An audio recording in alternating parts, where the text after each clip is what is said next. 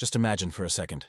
If humans had set foot on Mars in the 1900s, yes, you heard right, at the beginning of the 20th century, humans were establishing colonies not on Earth, but on the Red Planet. So what would humanity be like today? Our genes, our culture, our daily lives, would everything be completely different? In this video, I'm taking you on a journey through time. From the dusty surface of Mars to the world of the 21st century today. If you're ready, let's begin. Just imagine for a moment. It's the early 1900s. Humanity has just discovered modern aircraft. Submarines and the first automobiles are just beginning to enter our lives. The world is rapidly changing, driven by the Industrial Revolution. While scientists look up at the sky, dreaming of stars, planets, Mars, so what about us? Should we just settle for dreaming? Or should we show the courage to make it truly possible to one day set foot on Mars? In this video, I'm going to tell you about a scenario where the course of history would have been completely different. What if humans had established the first colony on Mars in the 1900s? What kind of world would humanity be living in today? Our genes, our culture, our technology, our daily lives, everything would be a completely different reality. Let's take a trip through time. Imagine those days, 1901. The first Mars ships are being designed. Engineers and scientists are preparing to leave their homes and families on Earth to go to the Red Planet. Each journey takes place on a fine line between life and death. The first people to go to Mars are not just technological adventurers, but also brave pioneers pushing the boundaries of humanity. These people will build a new world on Earth, but they will also fundamentally change our genetic, cultural, and social structure. This introduction is not just a science fiction fantasy. If it were, there would be visible differences between Martians and Earth humans today. These differences could be physical, taller stature, different bone structure, different skin tones. Cultural, a completely separate language, different understanding of art and music. And technological, the simple machines of the 1900s could have been as advanced on Mars as those of the 1950s. Now I want to tell you more about that day, that first journey. Imagine massive rockets launched from Earth, equipped with steampunk-like complex mechanical systems. Simple from the outside, but harboring incredible engineering marvels inside. Thousands of tons of metal come together in these small but massive vehicles. People board these ships, leaving their families and homes behind. Their hearts are racing, their hands are sweaty, their eyes filled with both fear and endless curiosity. For some, it's an adventure. For others, it's a journey of no return. And so these people set off to establish the first Mars colony. When they arrive on Mars, the red soil and cold they expected are unlike anything they have ever witnessed on Earth. As they take their first steps, they feel the lower gravity, their bodies trying to adjust, even breathing becoming a new skill. The first colonists build small, sturdy habitats. Each structure is an engineering marvel designed to sustain life. They till the soil, find water sources, and grow plants. Life on Mars begins as a direct battle for survival. And here, humanity is forced to be more creative and courageous than ever before. But life on Mars is not just a physical struggle. People are also forming communities, establishing rules and creating their own cultures. Cut off from Earth, a different language and social structure are developing. Over time, the daily habits, food, music, and games of Martians are changing completely. Mars' low gravity, high radiation, and isolated living conditions transform the human body and mind. The first generations begin to physically differ from Earth humans. Some are taller, some have thinner bones. Their eye structures and skin tones adapt to radiation and environmental conditions. Now imagine, a child born on Mars is very different from a child born on Earth. When you look at Earth through their eyes, your home looks like a time capsule. Their culture is completely independent of the Earth culture, you know. Children on Mars play different games, tell different stories, and dream different dreams. Over time, these differences create distinct physical and cultural lines between Martians and Earthlings. But that's just the beginning. People living on Mars adopt technology much faster. The simple machines of the 1900s are taken 50 years ahead on Mars, because survival and adaptation to the environment are necessities. Education, science, technology, everything is rapidly evolving. Martians, in a sense, live ahead of their time. Earth, on the other hand, is slower, more traditional, and tied to its own history. And here, humanity is divided into two: Earthlings and Martians. The differences between these two civilizations are not only physical, but also social, cultural, and technological. While Earth carries the traces of the past, Mars shines as the pioneer of the future. Two separate forms of humanity look at each other. One tries to understand the other, but can never fully grasp it. In this video, I'm not just telling you a historical what-if story. I'm going to show you humanity's limits, courage, and imagination. The story of the first people to set foot on Mars will make us question ourselves, our culture, and our future. And perhaps a child living on Mars today will offer us a completely different perspective when they visit Earth tomorrow. If you're ready, let's take the first steps of this journey to Mars together, to those red soils where humanity began to evolve. How did this adventure, which began in the 1900s, shape us today? How did the first generations born on Mars establish a relationship with Earth? And most importantly, how did the effects of this new civilization established between Mars and Earth change our lives today? Get ready. On this journey, we will explore not only Mars, but also humanity's imagination, courage, and limits. After the first steps were taken on Mars, the real test began. For the first time in history, humanity was attempting to take root on a completely foreign planet, outside Earth. The first colonies consisted of small, fragile structures that could collapse at any moment. Each new day was a victory for the colonists, because every morning they woke up with the joy of having survived another day in the harsh environment of Mars. But this was only the beginning. As time passed, the real question was, would humanity merely survive here, or would it evolve into a completely different civilization? The first years were spent struggling to survive. The colonists worked the soil, recycled water, and grew simple plants.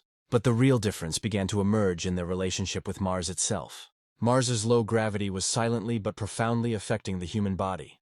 When the first children were born, it was noticed that they had a different physique than Earth humans. Their bones were thinner, they grew taller faster, and their muscle structure developed differently.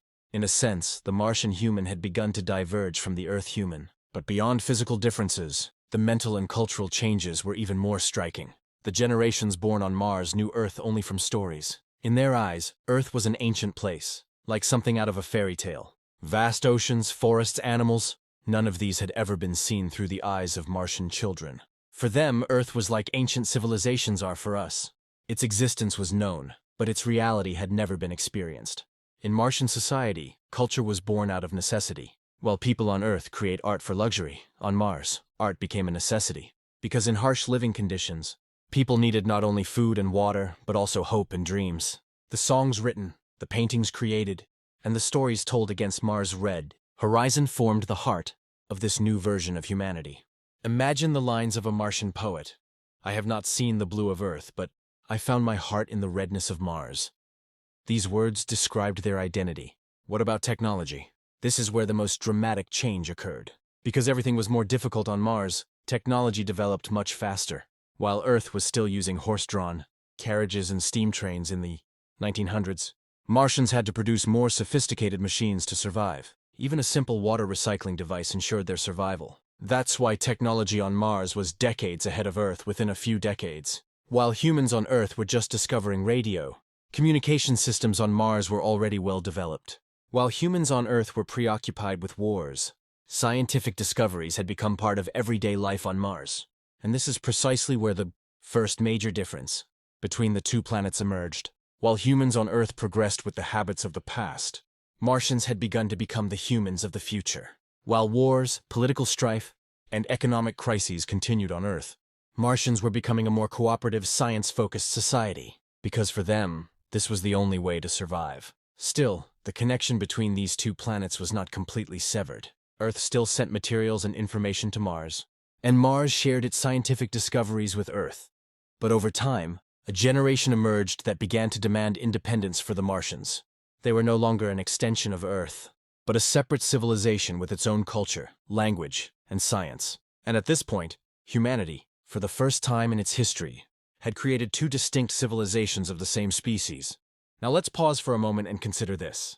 If a colony had actually been established on Mars in the 1900s, would we be living history as we know it today? Perhaps some of the wars on Earth would never have happened, because Mars's advanced technology would have been an instrument of peace. Perhaps the Cold War would have been fought for supremacy over Mars. Perhaps instead of the space race, there would have been a cultural race between Earth and Mars. The Martians had a different social structure. For them, family was defined not only by blood ties, but also by colonial ties, because everyone needed each other. A child born on Mars was considered not only the child of its mother and father, but also the child of the entire colony. Education was at the center of society because knowledge was the key to survival. Children were directed towards science, engineering, and exploration from an early age. And that's why Martians learned advanced subjects much earlier than their Earth counterparts and developed faster. But all this progress brought with it a big question. Would Martians and Earth humans still see each other as the same species one day? Or would these two humanities eventually become completely disconnected from each other? This became one of the biggest questions, one that aroused increasing curiosity. The bone structure of a Martian child was not adapted to Earth. If they came to Earth, they would struggle under gravity. Similarly, Earth humans could not survive permanently on Mars. When the biological differences between the two sides combined with cultural differences, it seemed as if two separate civilizations had emerged. And these differences did not only attract the attention of scientists. The people of Earth also looked at Mars with curiosity. Newspapers talked about Martians, asking, "Are they still our brothers?" The Martians, on the other hand, saw Earth as an old mother, respected it, but also wanted to protect their independence. It was precisely here that a new era in human history began. The issue was no longer just survival, but whether it was possible to live together. Relations between Earth and Mars deepened. Trade began, but cultural clashes also occurred. When a Martian leader came to Earth to give a speech, the people watching felt both admiration and the bewilderment of encountering an alien. All this shows us that if the Mars colony had been established in the 1900s, humanity today would not only be a multiplanetary species, but also a multicultural, multifaceted, yet interconnected entity. Mars and Earth would grow like two siblings, sometimes fighting, sometimes helping each other. But no matter what, humanity would have long since transcended its boundaries. Now is the time to bring everything together. The first steps we envisioned at the outset, the cultural and biological divergence we observed during development, all of it makes sense at this point. A Mars colonization that began in the 1900s would be one of the most powerful turning points determining the shape of humanity today. The steps taken initially to survive accelerated the transformation of human nature, culture, genetics, and politics over time. Ultimately, we need to clearly see how these changes are interconnected. Let's look at biological changes first. Mars's low gravity, high radiation levels, and limited resources transformed human physiology. Generations born and raised on Mars would have longer and more delicate bones than those on Earth, and their muscular systems would develop under different stresses. This would complicate mutual travel. A Martian landing on Earth would experience significant physical stress, while an Earthling going to Mars would struggle to adapt. Genetic resistance to radiation would develop, and generations of interventions would even give rise to different DNA protection mechanisms. At this point, genetic ethics debates would be inevitable. How much intervention in the human body is acceptable? Who would be considered more resilient? All these changes would lead to the emergence of different biological extremes within the same species. In addition, cultural divergence perhaps created the most noticeable difference. In the early years on Mars, there were languages, traditions, and rituals brought from Earth. But isolation and necessity changed everything. Language became short, operational, and technical, with simple but functional patterns used even in everyday conversation. In Martian societies, music, ritual, and art narrated the struggle for survival. Aesthetics also served a practical function. A new aesthetic emerged in environments dominated by red dust and dim light. Even holidays and celebrations commemorated the first discovery of water, the opening of greenhouses, or surviving dust storms. There would also be major changes in the social structure. The concept of family would expand, and the colony would be seen as a single family. A child would be raised not only by its parents, but by the entire colony. This collectivist structure would clash with the individualistic order on Earth and would sometimes be a source of conflict between the two sides. Technology would also develop in different ways. On Mars, extraordinary advances would be made in nanofiltration, closed-loop ecosystems, energy storage, and low-gravity engineering. These inventions would initially be made for survival, but would later be transferred to Earth. Regions experiencing water scarcity in particular would benefit from Martian technologies. Trade relations, patent wars, and economic competition would create constant tension between Earth and Mars. Initially, Earth would send resources, but over time, Mars would become a power exporting its own products and inventions. Robotics and automation would advance rapidly on Mars, affecting Earth's job markets and changing the direction of industries. Political and legal regulations, however, would spark a separate debate.